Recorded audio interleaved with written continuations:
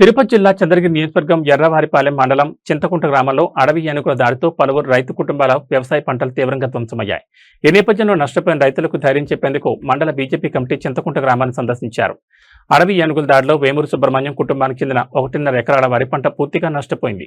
మరో రైతుకు చెందిన 300 అరటి చెట్లు పంటకొచ్చే దశలో ధ్వంసమయ్యాయి. నాగినేని ధనుంజయకి చెందిన 1.5 ఎకరాల సద్ద పంటతో పాటు ఆయనకి చెందిన టెంకాయ చెట్లు వేళ్లతో సహా పెకిలించి వేయబడి పూర్తిగా పంటకు పనికిరాకుండా పోయాయి.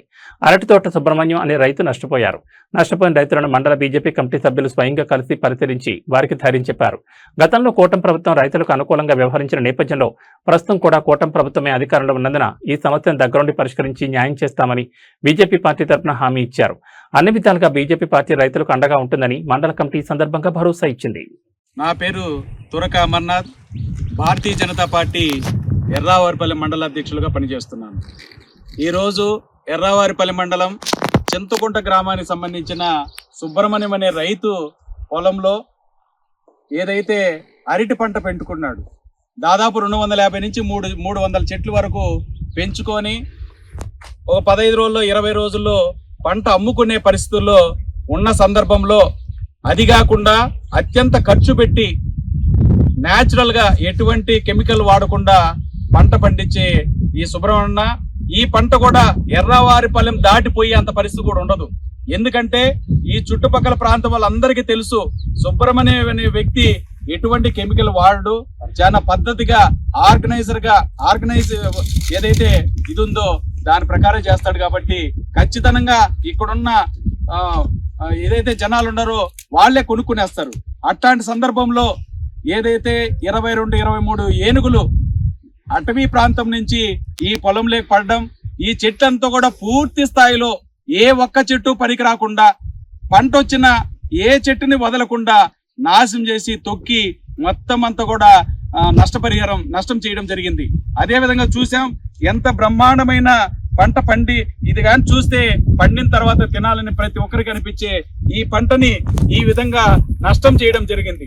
నేను ఒకటి మనవి చేస్తున్నాను, ఇదే విషయాన్ని ఏదైతే ఫారెస్ట్ అధికారులు కావచ్చు లేదా ఉన్నత అధికారుల దృష్టికి ఈ సుబ్రహ్మణ్య ఇల్లి ఫోన్ చేసి చెప్పడం జరిగింది. వాళ్ళు ఈ ప్రాంతానికి వచ్చి అక్కడ ఏదైతే మెయిన్ రోడ్ లో ఉంటూ అక్కడికక్కడే సైరన్ వేసుకొని అటు వెళ్ళిపోవడం జరిగింది. రైతు వేదన బాధ వాళ్ళకి తెలిసే పరిస్థితి లేదు. ఎందుకంటే రైతు ప్రాణమైనా పర్లేదు, నా పంటను కాపాడుకోవాలనే పరిస్థితుల్లో రైతు ఉంటాడు. మా ఉద్యోగాలు కాపాడుకోవాలా, మా కుటుంబాలు బాగోలా, మాకు ఇతరత్ర ఆదాయాలు కావాలా, రైతు ఎక్కడ పోతే మాకేంటి అని చెప్పి ధోరణిలో ఈ ఫారెస్ట్ అధికారులు వెళ్ళిపోవడం జరిగింది.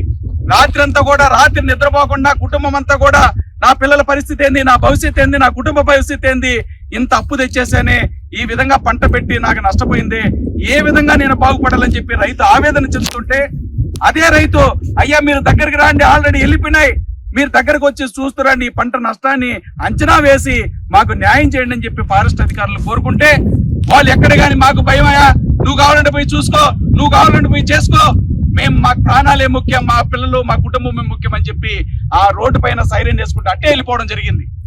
రైతు ఆవేదనతో పంట కాడుకు వచ్చి చూసి లబోదీపోమనే పరిస్థితి ఉంటది.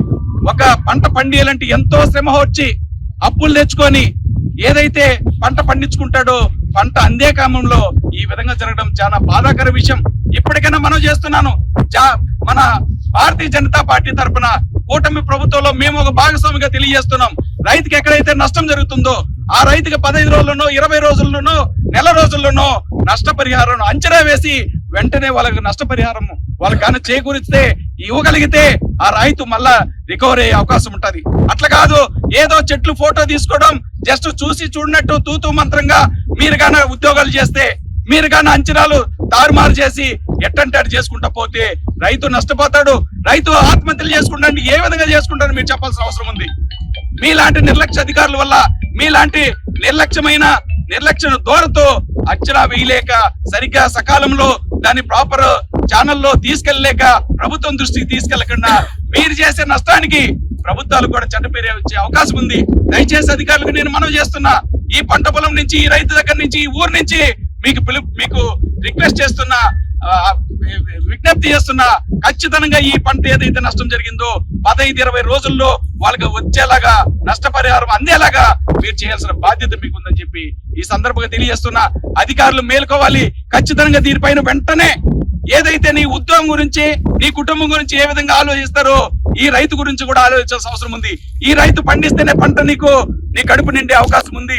ఎవరికైనా ఏ బిడ్డకైనా రైతు పంట పండిస్తేనే మీకు ఆహారం కడుపు నిండా తినే పరిస్థితి ఉంది. కాబట్టి ఆ రైతు పట్ల నిర్లక్ష్యం వద్దు.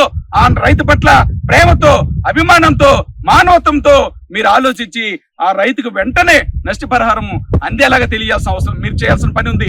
మీ వల్ల కాని సందర్భంలో మాలాంటి వ్యక్తులకు చెప్తే మేము పై స్థాయికి అధికారుల దృష్టికి కావచ్చు, అదే మా ప్రభుత్వం దృష్టికి కావచ్చు, కూటమి ప్రభుత్వంలో ఉన్న మా ఏదైతే గౌరవ ముఖ్యమంత్రి వరకు కానీ, లేదా గౌరవ డిప్యూటీ సీఎం వరకు కానీ, లేదా మా బీజేపీ రాష్ట్ర అధ్యక్షులైన మాధవన్ గారి దగ్గరికి, మా జిల్లా అధ్యక్షులైన సామంచి శ్రీనివాసులన్న దగ్గరికి తీసుకెళ్లి వెంటనే వాళ్ళకు లబ్ధి చేకూరేలా వాళ్ళకి నష్టపరిహారం వచ్చేలాగా మేము ప్రయత్నం చేస్తాం. మీరు వెంటనే దీనిపైన నష్టపరిహారాన్ని మీరు ఫైల్ మూవ్ చేయాలని చెప్పి ఈ సందర్భంగా తెలియజేస్తూ మళ్ళీ ఒకసారి మేము ప్రత్యక్షంగా మేము కలిసి మీకు విన్నవించుకుంటాం. మీరు దయచేసి వెంటనే దీనిపైన స్పందించి వాళ్ళకి మానవత్వం సాయం చేయాలని చెప్పి ఈ సందర్భంగా తెలియజేస్తున్నా. Thank you. చెప్పలేను. థ్యాంక్స్.